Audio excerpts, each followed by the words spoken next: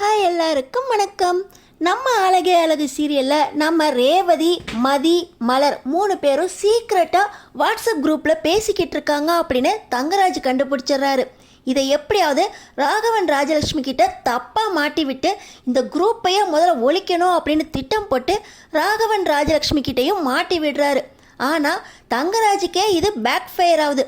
மாப்பிள்ள இவ்வளவு கேடுகிட்ட வேலையா பண்ணினீங்க அப்படின்னு ராகவனும் ராஜலட்சுமியும் தங்கராஜை திட்டுறாங்க.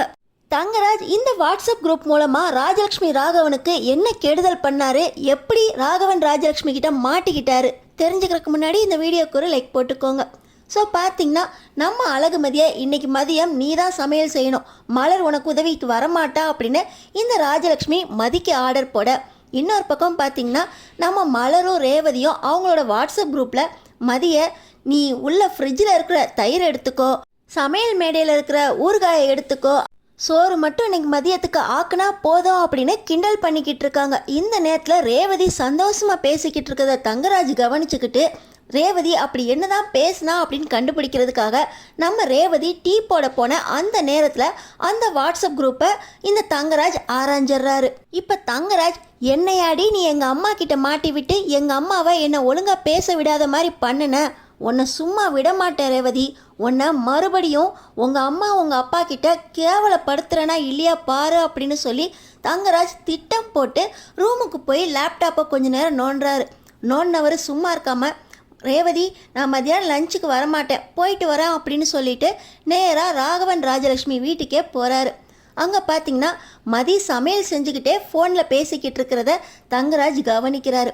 மாமா உங்களுக்கு ஒரு விஷயம் தெரியுமா, உங்கள் பொண்ணு ரேவதி, மலர், மதி 3 பேர் ஒன்றா சேர்ந்து வாட்ஸ்அப் குரூப் ஒன்று ஆரம்பிச்சிருக்காங்க மாமா அப்படின்னு சொல்ல, என்னமோ பண்ணிட்டு போகிறாங்க, அவங்க வேலையை சுத்தமாக செஞ்சால் போதும்ல மாப்பிள்ள அப்படின்னு ராகவன் சொல்ல, என்ன மாமா இப்படி சொல்லிட்டீங்க, அவங்க 3 பேரும் அந்த குரூப்பில் எப்படி பேசுகிறாங்க தெரியுமா, ஏற்கனவே உங்கள் பொண்ணு ரேவதி நீங்கள் மலரை டார்ச்சர் பண்ண மாதிரி மதியையும் டார்ச்சர் பண்ணுவீங்கன்னு சொல்லிக்கிட்டு இருந்தா, அதுக்கேற்றாப்புல இன்றைக்கி நீங்கள் மதிய சமையல் செய்ய சொல்லியிருக்கீங்களாமே, அதை கூட மதியும் மலரும் ரேவதி கிட்ட சொல்லி சந்தோஷப்பட்டுக்கிட்டு இருந்தாங்க, அந்த வாட்ஸ்அப் குரூப்பை கொஞ்சம் பார்க்கலாமா மாமா அப்படின்னு இந்த தங்கராஜ் ராகவன் கிட்ட போய் சொல்ல, அவங்க ஏதோ பேசிட்டு போட்டுமே மாப்பிள்ள அப்படின்னு ராகவன் சொல்கிறாரு. ஆனால் ராஜலட்சுமி அது எப்படி, ஏற்கனவே இந்த ரேவதி நம்ம டார்ச்சர் பண்ணுறோன்னு சொல்லியிருக்கா, இப்போ மதியம் சமையல் செய்கிறோம் அப்படிங்கிறத ரேவதி கிட்ட சொன்னதுனால அவங்க 3 பேரும் சேர்ந்து நம்மளை எப்படியெல்லாம் கிண்டல் பண்ணியிருக்காங்கன்னு பேசிக்கிட்டு இருந்ததை நம்ம கேட்கணும்ல அப்படின்னு ராஜலட்சுமி சொல்கிறாங்க. உடனே இந்த தங்கராஜும் கரெக்டாக சொன்னீங்க அத்தை, 3 பேரும் சேர்ந்து என்னென்ன சதித்திட்டம் போடுறாங்கன்னு நீங்கள் 2 பேரும் தெரிஞ்சுக்கணும் அப்படின்னு சொல்லி தங்கராஜ் நேராக கிச்சனுக்குள்ளே போய் சுற்றி பார்த்துக்கிட்டு இருக்காரு.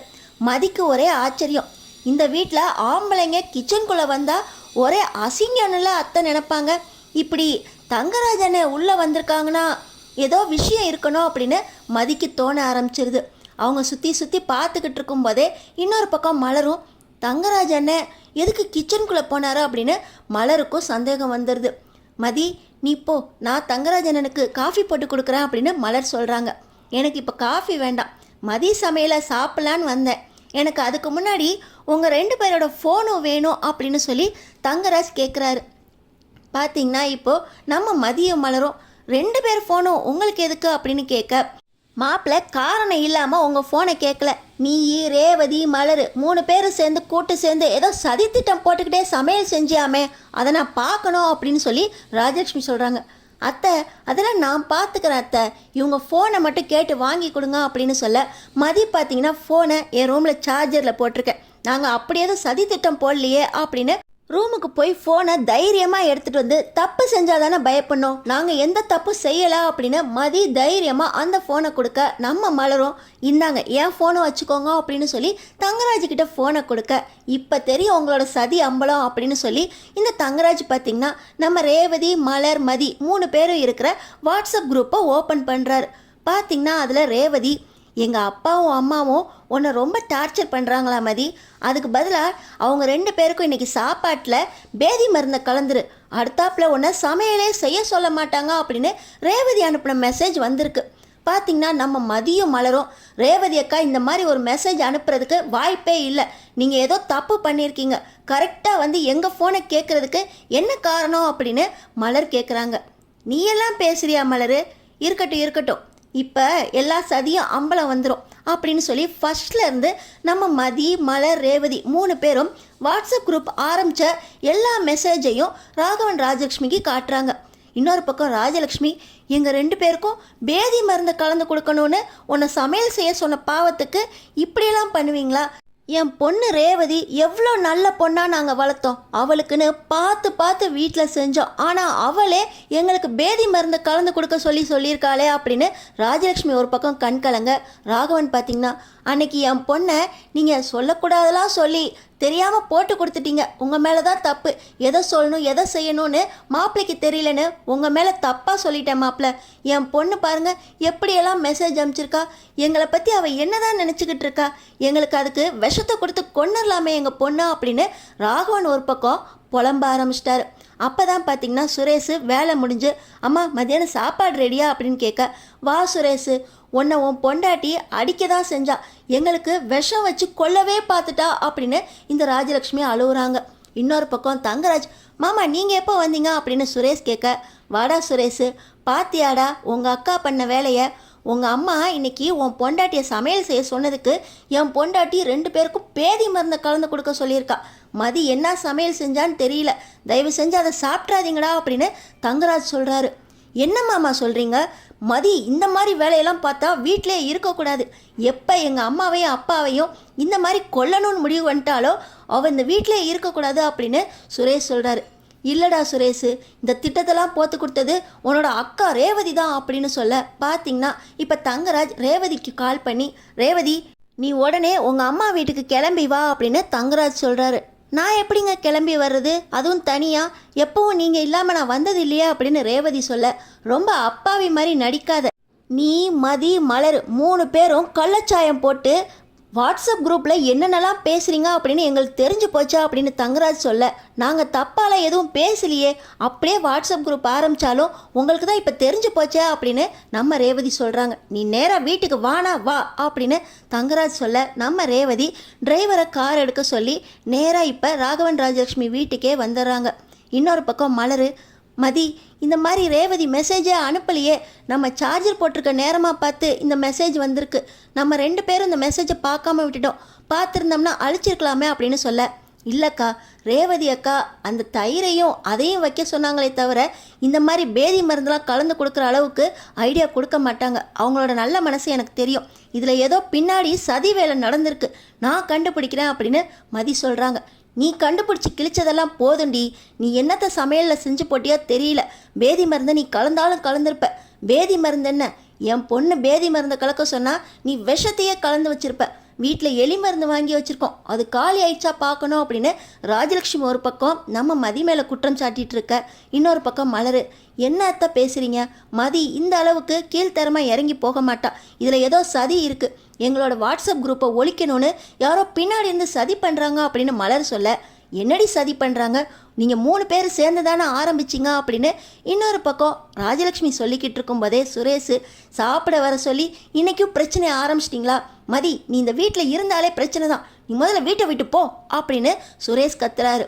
நான் எந்த தப்பும் பண்ணல, அது மாதிரி மலர் அக்கா மேலேயும் ரேவதி அக்கா மேலேயும் எந்த ஒரு தப்புமே இருக்காது, நான் அதை நிரூபிக்கிறேன்னு சொல்கிறேன்ல, எனக்கு கொஞ்ச நேரம் டைம் கொடுங்க அப்படின்னு சொல்ல, இதுதானே நீ உனக்கு டைம் கொடுத்ததும் போதும், நீ இந்த வீட்டில் ஆடின ஆட்டமும் போதும் அப்படின்னு ராஜலக்ஷ்மி ஒரு குதி குதிக்க, ராகவன் பார்த்தீங்கன்னா என்ன சாப்பாட்டில் பேதி மருந்து கலந்துருக்கியா அப்படின்னு கேட்க, இருங்க மாமா அப்படின்னு சொல்லி நம்ம மதி பார்த்திங்கன்னா அந்த சாப்பாட்டை அவங்களே சாப்பிட்றாங்க. சாப்பிட்டது மட்டும் இல்லாமல் இந்த வாட்ஸ்அப் குரூப்பில் இந்த மெசேஜ் அனுப்புறது யாருன்னு நான் கண்டுபிடிச்சி சொல்கிறேன் மாமா அப்படின்னு நேராக நம்ம மதி பார்த்திங்கன்னா அந்த ஃபோனோட வாட்ஸ்அப் குரூப்பை லேப்டாப்போட இணைக்கிறாங்க. நம்ம மதி கம்ப்யூட்டரை கரைச்சி குடித்தவங்களாச்சே, லேப்டாப்பில் இணைச்ச உடனே லிங்க்டு டிவைஸை ஓப்பன் பண்ணி எந்த லிங்க்டு டிவைஸ் இந்த வாட்ஸ்அப் குரூப்போட லிங்க் ஆகிருக்கு அப்படின்னு பார்க்க விண்டோஸ் பிசியை காட்டுது. இது வரைக்கும் 3 பேருமே எப்போவுமே லேப்டாப்பில் இணைச்சதே இல்லை, யார் அந்த லிங்க்டு டிவைஸ் அப்படின்னு நம்ம மதி சந்தேகமாக அந்த லிங்க்டு டிவைஸ் எந்த நேரத்தில் ஆக்டிவ் ஆகிருக்கு அப்படின்னு பார்த்தாங்க. அந்த நேரத்தில் ரேவதியும் காரோட வீட்டுக்கு வந்துடுறாங்க. வீட்டுக்கு வந்த ரேவதி என்ன ஆச்சு அப்படின்னு கேட்க, அக்கா உங்கள் ஃபோனை கொடுங்க அப்படின்னு சொல்லி அந்த ஃபோனை வாங்கி பார்க்கும்போது நம்ம ரேவதி ஃபோன்லேருந்தும் எந்த டிவைஸும் லிங்க் ஆகலை. அப்போது யாரோ எங்களோட வாட்ஸ்அப் குரூப்பில் இன்னொரு பிசியை லிங்க் பண்ணியிருக்காங்க அப்படின்னு சொல்லி நம்ம மதி கண்டுபிடிச்சு இந்த பிசி எந்த டைமில் ஆக்டிவாக இருந்திருக்கு அப்படின்னு லிங்க்டு டைமையும் பார்க்குறாங்க. அந்த நேரத்தில் தான் ரேவதியோட ஃபோனு அந்த லேப்டாப்பில் இருக்கிற QR கோடை ஸ்கேன் பண்ணியிருக்கு. அக்கா உங்கள்கிட்ட ஒன்று கேட்கணும். நீங்கள் இந்த ஃபோனை நம்ம 3 பேர் பேசிக்கிட்டு இருக்கும்போது வெளியே எங்கேயாவது வச்சுட்டு போனீங்களா? இந்த டைமில் என்ன பண்ணிக்கிட்டு இருந்தீங்க அப்படின்னு கேட்க, நான் எங்கள் வீட்டுக்காருக்கு டீ போட்டுக்கிட்டு இருந்தேன் அப்படின்னு நம்ம ரேவதி சொல்கிறாங்க. இந்த டைமில் உங்கள் ஃபோனை எடுத்து உங்கள் வீட்டில் இருக்கிறவங்க லேப்டாப்போடு இணைச்சி உங்கள் QR கோடை பயன்படுத்தி இந்த மெசேஜை மொத்தமாக அனுப்பியிருக்காங்க.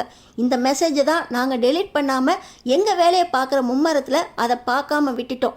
இந்த மெசேஜ் தான் இப்போ உங்கள் அப்பா அம்மாவுக்கு காட்டி நான் சமையலில் பேதி மருந்து கலந்தேன் அப்படின்னு உங்கள் வீட்டுக்காரர் குற்றம் சுமத்திட்டு இருக்காங்க அப்படின்னு நம்ம மதி சொல்கிறாங்க. எங்கள் வீட்டில் என் மாமியாருக்கு என் ஃபோனெல்லாம் எடுத்து நோண்டுற பழக்கமே இல்லை. என்னங்க நீங்கள் தானே என் ஃபோனை எடுத்தீங்க. நான் அப்போயே ஃபோனை பார்த்து பார்த்து சிரிக்கிறேன்னு உங்களுக்கு என் மேலே சந்தேகம் வந்து என் ஃபோனை நீங்கள் லேப்டாப்பில் இணைச்சி பார்த்துருக்கீங்க. நாங்கள் பேசினதை பார்த்துட்டு நீங்கள் தான் மெசேஜ் அனுப்புனீங்களா அப்படின்னு ரேவதி தங்கராஜோட சட்டையை பிடிச்சி கேட்க, என் சட்டையை பிடிக்கிற அளவுக்கு உனக்கு தைரியம் வந்துருச்சா? ஆமாம் நான் தான் மெசேஜ் அனுப்புனேன். என்னடி உங்கள் 3 பேருக்கும் அப்படி ஒரு சிரிப்பு? 2-3 நாளாக இதே வேலையாக தான் இருக்குது. மதிக்கு வேலை போன விஷயம் எனக்கு கூட தெரியல, வீட்லேயும் யாருக்குமே தெரியல. ஆனால் உங்கள் 3 பேருக்கும் தெரிஞ்சு சுரேஷா அவன் வேலை செய்கிற இடத்துக்கே போய் அவளை கூட்டிகிட்டு வர சொல்லியிருக்கீங்க. நீங்கள் 3 பேரும் கூட்டு சேர்ந்து தான் சுரேஷை அடிக்கிறதுக்கு மதிக்கு திட்டம் போட்டு கொடுத்துருக்கீங்க. இன்றைக்கி கூட சமையல் செய்யும்போது 2 பேரும் சேர்ந்து மதிக்கு சொல்லி கொடுத்துருக்கீங்க. சொல்லி கொடுத்தது ரைட்டாக இருந்தால் பரவாயில்ல, வேறு ஏதாவது செஞ்சு என் மாமனார் மாமியாருக்கு ஏதாவது ஆயிடுச்சுன்னா அதுக்கு தான் உங்கள் வாட்ஸ்அப் குரூப்பை என் அத்தை மாமாவுக்கு சொல்லி கொடுத்தேன். மாப்பிள்ள நீங்கள் வாட்ஸ்அப் குரூப்பில் இப்படிலாம் பேசுகிறாங்கன்னு சொல்லியிருந்தா பரவாயில்ல. ஏன் மாப்பிள்ள மதி தான் பேதி மருந்தை கலந்துருக்கான்னு எங்ககிட்ட வந்து சொன்னீங்க அப்படின்னு ராஜலக்ஷ்மி கேட்குறாங்க. இன்னொரு பக்கம் என் பொண்ணு தான் கலக்க சொன்னான்னு எங்கள்கிட்டே வந்து சொன்னீங்களே மாப்பிள்ள. என் பொண்ணு அந்த மாதிரி மெசேஜை அனுப்பலை. இப்போ தான் இந்த மதி பொண்ணு அதோட லேப்டாப்பில் கனெக்ட் பண்ணி நீங்கள் தான் அதை மெசேஜை அனுப்புனீங்கன்னு சொல்லிடுச்சு. மாப்பிள்ள எங்களை இவ்வளோ கீழ்த்தரமாக நினச்சி மதி சமையலில் எலி மருந்தை கலந்துருப்பான்னு எங்களுக்கு அந்த சாப்பாடை சாப்பிட வேண்டான்னு வேறு சொன்னீங்க. மதி சமைக்க தெரியாட்டினா கூட இந்த அளவுக்கு மோசமாக செஞ்சுருக்க மாட்டா. ஆனால் நீங்கள் அவள் செஞ்சுருப்பான்னு எங்ககிட்டே வந்து சொல்லி அந்த சாப்பாடை சாப்பிடாதீங்கன்னு சொன்னீங்க. மதி அவள் செஞ்ச சாப்பாட்டை அவளே சாப்பிட்டு காமிச்சு எந்த மருந்தையும் கலக்கலன்னு நிரூபித்ததோட அந்த மெசேஜை யார் அனுப்புனாலும் காட்டிட்டா. நீங்கள் இந்த அளவுக்கு கேவலமாக இறங்குவீங்கன்னு நாங்கள் நினச்சி கூட பார்க்கல மாப்பிள்ள. மாமா நீங்கள் சும்மா இருங்க மாமா. இந்த 3 பேரும் சேர்ந்து அந்த வாட்ஸ்அப் குரூப் ஆரம்பித்தது தப்பு. அதை அழைக்க வைக்கணும். அதுக்காக தான் நான் இந்த மாதிரி மெசேஜ் அனுப்புனேன் அப்படின்னு தங்கராஜ் சொல்கிறாரு. அதை அழைக்க வைக்கிறதுக்கு வீட்டுக்கு வந்து சொல்லியிருந்தா போதாதா மாப்பிள்ள? இப்படி பேதி மருந்து எலி மருந்தா அப்படின்னு எங்களை இந்த அளவுக்கு மோசமாக நினைச்சிட்டீங்களே மாப்பிள்ள. மதி புருஷனே கை நீட்டி அடிக்கிறவ எலி மருந்து வச்சு எல்லாரையும் கொன்றுவா அப்படின்னு மதியை கேவலமாக நினைக்க வச்சிட்டிங்கல்ல. அவள் வீட்டு வேலை செய்ய வைக்கணும், வேலைக்கு போகாமல் புருஷனுக்கு அடங்கி நடக்கணும்னு நினச்சோம். தப்பு தான். ஆனால் அதுக்காக இந்த மாதிரி வேலையெல்லாம் செஞ்சிருவா அப்படின்னு அவன் மேலே பழிய போட்டுட்டிங்களே மாப்பிள்ள அப்படின்னு ராகவன் கேட்குறாரு. இன்னொரு பக்கம் சுரேஷ், மாமா நான் வீட்டுக்கு வந்தாலே இவளால் தான் நிம்மதி இல்லைன்னு நினச்சிக்கிட்டு இருந்தேன். ஆனால் நீங்கள் ஒரு பக்கம் இந்த மதி மாதிரியே இவ்வளவு கேடுகட்டத்தனமாக இறங்கியிருக்கீங்க. இந்த மதியாவது நேருக்கு நேர் எனக்கு கண்ணத்தில் அரைஞ்சா. ஆனால் நீங்கள் இப்படி மறைமுகமாக எல்லாரையும் மதி கொலை செஞ்சிருவா அப்படின்னு இவ்வளோ கீழ்த்தரமான ஒரு பிளானை போட்டிருக்கீங்க. எங்கள் அப்பாவுக்கும் அம்மாவுக்கும் பேதி மருந்து எலி மருந்து என்னம்மாம்மா இதெல்லாம் அப்படின்னு சுரேஷே தங்கராஜை பார்த்து மோசமாக பேச, டேய் நீங்கள் யாருமே என்னை பற்றி புரிஞ்சுக்கல. இந்த 3 பேரும் வாட்ஸ்அப் குரூப்பை முதல்ல ஒழிக்கணும். அதுக்காக தான் நான் மெசேஜ் அனுப்புனேன். ஆனால் இந்த மதி இதை கூட லேப்டாப்பில் போட்டு கண்டுபிடிச்சிட்டா. இந்த மாதிரி மூளை இருக்கிறவ என்ன வேணால் செய்வாடா.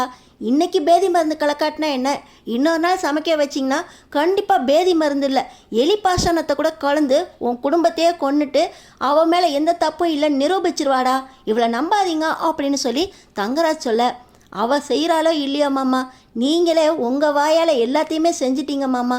இனிமேல் உங்கள் வீட்டில் வந்தால் சாப்பிட்றதுக்கு தான் மாமா எங்களுக்கு பயமாக இருக்கா அப்படின்னு சுரேஷ் சொல்ல, இன்னொரு பக்கம் நம்ம மதி இந்த வீட்டில் இந்த ஒரு விஷயத்தால் எல்லாருமே தங்கராஜை எதிர்த்து பேசுகிறாங்களே அப்படின்னு மனசுக்குள்ளே சந்தோஷப்பட்டுக்கிட்டே ரேவதி இன்னொரு பக்கம் நம்ம தெரியாமல் தான் இந்த வாட்ஸ்அப் குரூப் ஆரம்பித்தோம். ஆனால் இந்த வாட்ஸ்அப் குரூப்பால் மதியை பற்றி அப்பாவுக்கும் அம்மாவுக்கும் ஒரு நல்ல சைடு இருக்கிறது இப்போ தான் புரிஞ்சிச்சு.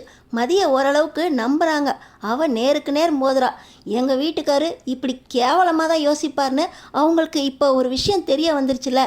இனிமே மதி உன் ராஜ்யம்தான், நீ என்ன சொன்னாலும் உன் மாமனார் மாமியார் நம்புவாங்க அப்படின்னு ரேவதி இன்னொரு பக்கம் மதிக்கு சப்போர்ட் பண்ண. அடுத்தடுத்து என்ன நடக்க போகுதுன்னு தெரிஞ்சுக்கிறதுக்கு நம்ம சேனலை சப்ஸ்கிரைப் பண்ணி தொடர்ந்து பாரு.